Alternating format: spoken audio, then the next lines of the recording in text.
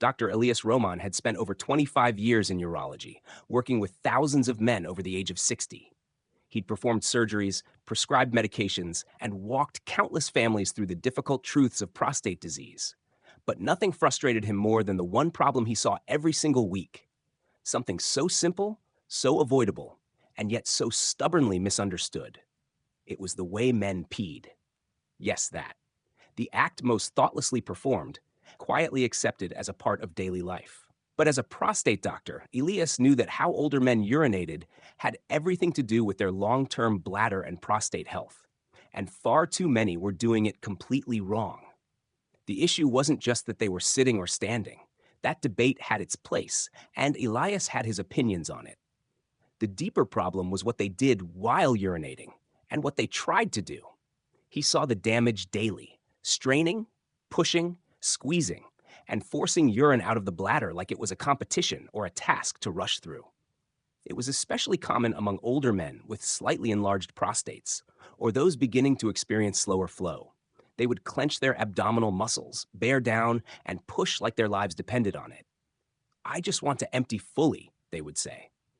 Elias heard it so often it echoed in his mind. That desire, to feel empty, was behind decades of subtle damage that eventually led men into his clinic with bladder dysfunction, urinary retention, and sometimes even irreversible damage. One morning, a patient named Roger Nichols came in, frowning at his test results. "I've been doing those Kegel exercises like you said. Still feels like I can't empty all the way," Roger said. "So I push harder." Elias set the file down. "Roger, I'm going to say something you won't forget. Stop pushing. Right now. Forever." Roger blinked. "But I thought—" "Everyone thinks that," Elias interrupted. "And it's hurting your bladder." He stood and pulled a model of the male pelvic floor from his shelf. "Your bladder is like a balloon, Roger. It's a smooth muscle. It fills, it signals your brain, and then, when you're relaxed, it contracts and empties. You are not supposed to help it with your abs. You're not supposed to bear down like you're in a weightlifting contest. That's what leads to bladder wall thickening, nerve dysfunction, and eventually, a bladder that doesn't contract properly anymore." Roger looked stunned. "So all this time, I thought I was helping? I was making it worse?" "Exactly." Elias explained that in men over 60, the prostate naturally grows. It narrows the urethral pathway just enough that urinating becomes a little slower, less forceful. But that's not dangerous. The danger comes when men try to fight back, when they push, squeeze, or rush. Over time, this pressure increases intra-abdominal strain. The bladder is forced to contract against resistance. Eventually, the bladder muscle tires out. It becomes less elastic, more fibrotic. Some men develop urinary retention. Others lose the ability to empty completely, even with effort. The worst cases required catheters, surgeries, or long-term medication just to urinate at all. And all because they didn't know the right way to pee, Elias muttered to himself one evening after seeing 5 such cases in a row. He decided it was time to speak out. He started with a pamphlet in his waiting room, "How to Pee Without Hurting Your Bladder." In bold letters, it read, 1. Sit down. 2. Breathe. 3. Relax. 4. Let it flow. Do not push. He gave it to every patient over 50. Then came the seminar at the senior center. Elias stood before a group of 50 men, many of them skeptical, arms crossed. "I'm not here to sell you pills," he began. "I'm here to tell you that if you're bearing down when you pee, gritting your teeth, holding your breath, squeezing your stomach, you are damaging your bladder. Not helping it, damaging it." A few chuckled. One man raised his hand. "I thought pushing was normal as you age." "It's common, not normal," Elias corrected, "and it's avoidable." He taught them what he now called the 3P protocol: pause, position, patience. Pause before peeing. Don't rush from walking to urinating.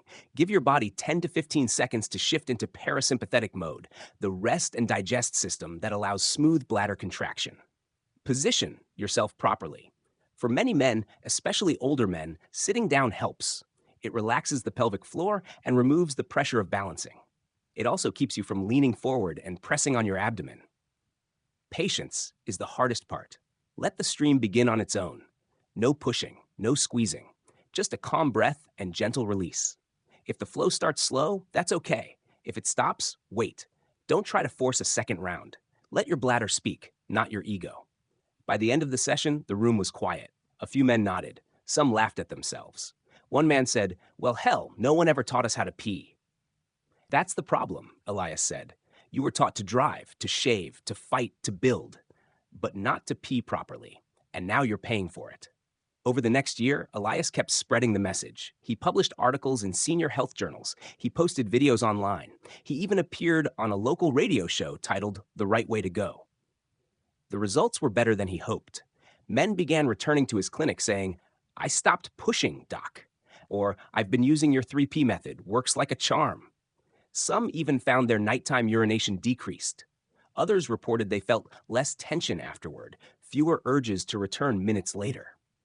The most surprising case came from a man named Daniel, who had been scheduled for bladder surgery. After 3 months of retraining his urination habits, Daniel called and asked to delay the procedure. "I think I've fixed it," he said.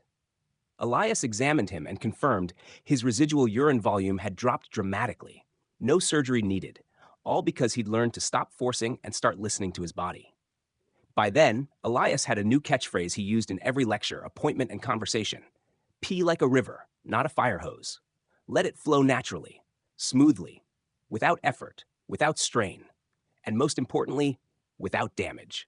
To Elias, it was more than a medical tip. It was a public service. He wasn't just treating prostate issues anymore. He was preventing them, one trip to the toilet at a time.